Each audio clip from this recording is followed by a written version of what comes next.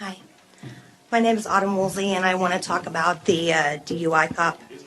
I'm going to read an excerpt from Chicago Tribune in March 2019. THC is a fat soluble. It penetrates your fatty tissues and gradually disappears from your bloodstream.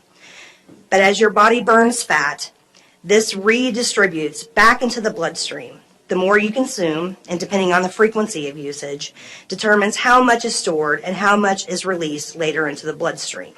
You can literally retain THC in your fatty tissues for up to 3 weeks with just one usage.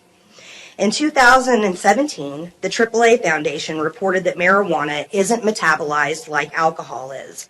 So someone with a BAC of 0.08 would be considered too impaired to drive. But the same cannot be said for someone, without the absence of evidence of a person testing at 5 nanograms per milliliter of blood concentrated THC.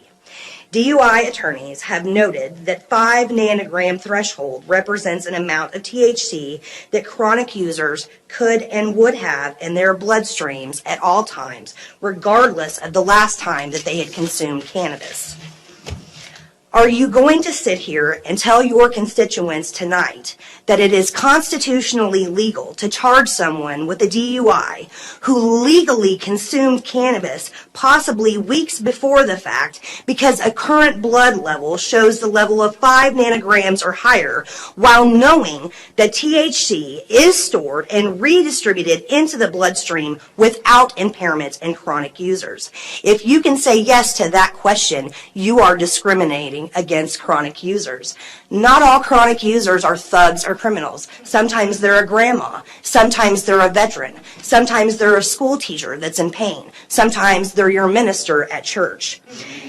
It is through the United States Supreme Court that the Fourth Amendment of this country requires a warrant to issue a blood test for any stop checking a driver for possibly driving under the influence of drugs or alcohol. Through this decision, the police officers in Macon County and the Decatur police officers do not have the right to issue a blood test immediately without the permission of the individual.